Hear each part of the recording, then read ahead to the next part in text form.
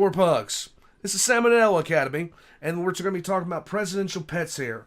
Now, I know of a few pets that presidents have had. I know that George W. had a dog. I don't know about Obama. I don't know if he had one. I'm pretty sure Trump didn't. The Clintons, I know had a pet. I just can't remember for the life of me what it was. I think it was like, you got to remember, it's been a long time since I even thought about this kind of stuff.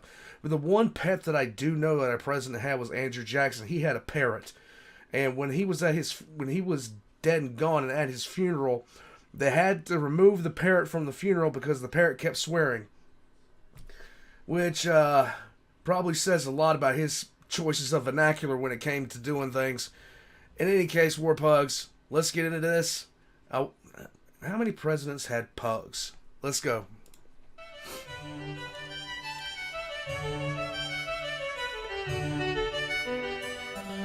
Hey adults. So most of us are aware of at least one animal companion to the commander-in-chief. All but 3 presidents have owned some kind of pet during their term.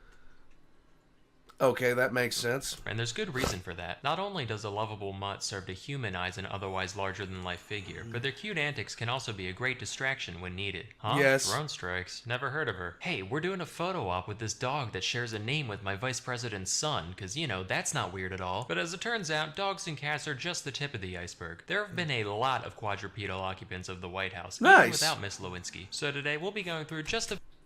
Oh! Shots fired. Few of the more interesting ones. Going back to the beginning, Washington had critters galore, including 4 black and tan slur hounds that he named Drunkard, Taster, Tippler, and Tipsy. They sound like if Santa's reindeer were all alcoholics, which would be a shame because Rudolph's red nose would no longer be of note. John Adams had 3 dogs that presumably spanned the alignment chart, being named Juno, Mark, and Satan respectively. Wow. Jefferson kept around 40 sheep during his presidency, one of which was a 4-horned Shetland ram. Though nameless, said ram soon became famous for killing a young boy on White House grounds. Rather than immediately destroying the animal as we'd expect today, Jefferson just had it moved back to Monticello. It was eventually put down, but only after it single-handedly killed several other rams at the estate, which just goes to show how Jefferson operated. Random child, not the best optics, but that can be forgiven. But my own property, that's a bridge too far, Rambo. John Quincy Adams' wife Louisa practiced sericulture, which is a fun word for silkworm keeping. As a side note, sericulture has been going on since at least 3630 BC. It's kinda nutty, because that means we domesticated worms to turn their goo into clothes before we figured out how to ride a horse. Jackson had an African gray parrot named Poll, short for Polly, that would apparently curse like a sailor, probably thanks to the teachings of Old Hickory himself. Having outlived its owner, Poll ended up being removed from Jackson's funeral service after unleashing so much profanity that guests found it genuinely upsetting. He also kept roosters for cockfighting, which was acceptable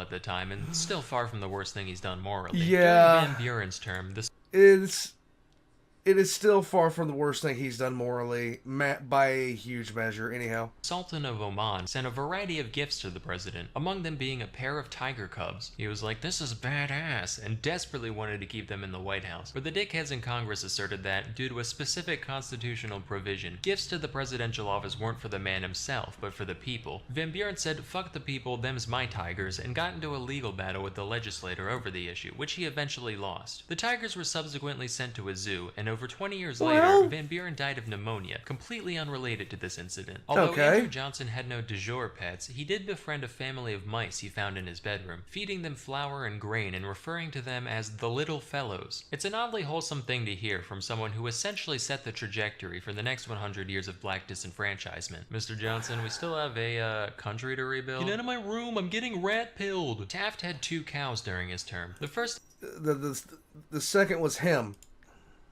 The second was actually him. Let's go. of them was named Mooly Wooly, and she died a year and a half in after, quote, eating too many oats. Mooly was promptly replaced by the far more dignified Pauline Wayne. She was a real dime of a heifer, which led Taft to show her off at the International Dairymen's Expo in Milwaukee. In order to get her there, she was transported in a private car attached to a train headed for the stockyards in Chicago. But a switch crew mixed up which car was hers, leading to 2 days of frantic telegraphs asking where the president's cow had gone. She only narrowly avoided the slaughterhouse when a couple of attendants at the stockyard recognized Pauline for what she was, and all was well. This next one requires a little background info. So the traditional Thanksgiving dinner was and remains a significant yearly ceremony for the first family. For Yep. half a century, from 1873 to 1913, the duty of providing the presidential turkey belonged to one Horace Vose, a private turkey farmer based in Rhode Island. After Okay. his death, though, things turned into a free-for-all, with numerous farmers sending unsolicited turkeys, both alive and dead, in an attempt to secure a position as the next annual caterer for the White House. Nobody was decided on for a decade, and upon assuming office in 1923, Calvin Coolidge found the volume of birds showing up at his doorstep alarming, and put an end to the tradition that year, instead opting to buy his own turkey. But in 1925, after much outside pressure, he caved, and was immediately flooded with not only turkey, but a variety of increasingly exotic animals to eat. Among them was a live raccoon he received the following year. Don't do that! Was, at the time, blissfully unaware of the intricate dance performed on the palate between forward yet ephemeral gaminess and heady seductive musk when one submits himself to the experience of a toothsome raccoon fillet, and as such he decided to keep it as a pet. Dubbed There you Rebecca, go. the creature soon came to be a core member of the Coolidge family. She ate as well as any of them, being fed things like shrimp and persimmons, and she was particularly fond of eggs. Given free reign over the house, Rebecca's hobbies reportedly included Hold on a second. My cat just got in front of my screen here. Okay, she does not do this unless I'm recording. She will not do this. unscrewing light bulbs, uprooting houseplants, and playing with wet bars of soap in the bathtub. She was so beloved that she even had her own treehouse built for her in the White House yard. When Aw. the Coolidges made way for the Hoovers, Rebecca was forced to vacate her post, but the new first family soon found that they had a squatter on their hands. The new tenant of Rebecca's treehouse was a wild opossum who, rather than being evicted, was adopted by the Hoovers in a similar fashion to Rebecca, albeit from Okay. a farther distance, mostly just saying, yeah, that's ours now. He was given the name Billy Possum, which is a reference to our old friend Taft. See, as the man Wow. following Teddy Roosevelt in the White House, Taft had some big shoes to fill. So He also...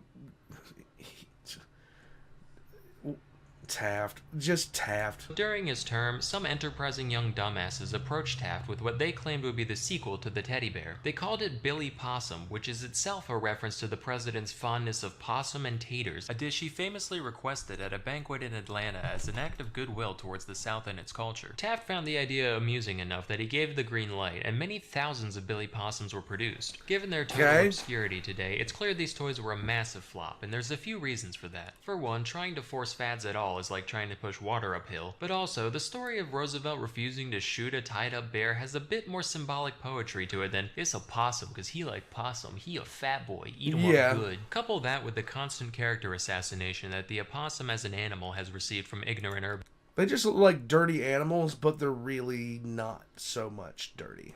Nights, and it becomes obvious that this thing was doomed from the start. But anyway, that's where the Hoover opossum got his name, and his exploits were pretty limited outside of temporarily filling in as a mascot of a local high school. In 1961, Soviet Premier Nikita Khrushchev gifted a dog to the Kennedys named Pushinka, or Fluffy. And while it is normally rude to look a gift dog in the mouth, an exception can be made when the single biggest threat to the free world insists that said dog should live with the president. Pushinka was x-rayed, Wow. put through metal detectors, and given ultrasounds out of fear that someone implanted her with a listening device. Fortunately, though there may be bugs in some of you mugs, there ain't no bugs in she, and Pushinka remained a Kennedy for the rest of her days. While Aw. truthfully, the gift was likely given as a simple act of good faith designed to reduce Cold War tensions, Pushinka was also the daughter of Strelka, who, during Sputnik 5, became the first mammal to make it back from space alive. So I'd like to Well, think of it as hell. more of a passive-aggressive space race flex. Like, yeah, our astronanimals are so alive, they're making babies even. Hope looking at this one constantly reminds you of where you stand. With that, I hope you found this highlight reel enlightening. It feels good to know that while Congress has always been a zoo, so too has the White House at times. That's all for today. Till next time, I'm Salmonella, and you make my girlhood tremble. Wait, what?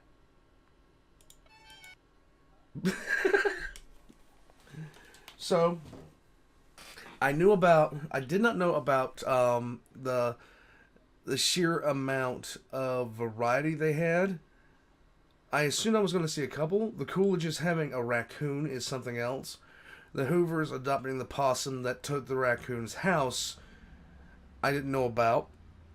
I basically knew about Andrew Jackson and his parrot. That's how limited my knowledge is. But, Cat, will you not?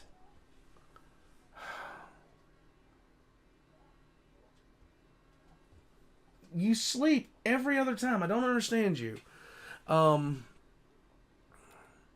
God, you threw up my whole train of thought. You happy? Are you're happy? You're happy. Of course you're happy.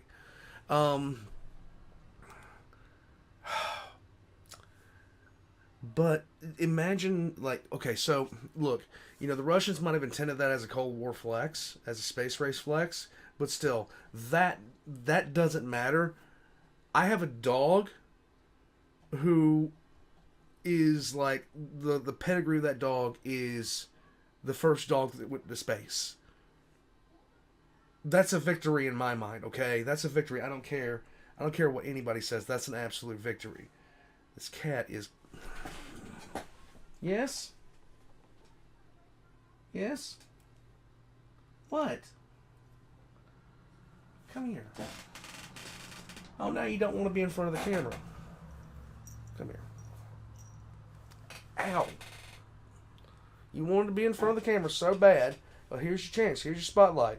See, this is my pet. This is my commissarial pet, apparently. You want to be in front of the camera so bad. You keep on doing this all the time. And now that whenever I try to pick you up and hold you and put you in front of the camera, you act like you just hate life. Yet you can't stop walking around and doing all this other kind of stuff. This cat is just angry all the time. Look at the face. Look at this face. She is judging everyone right now, but she will not stop walking around behind me. All right, here you go. Get on.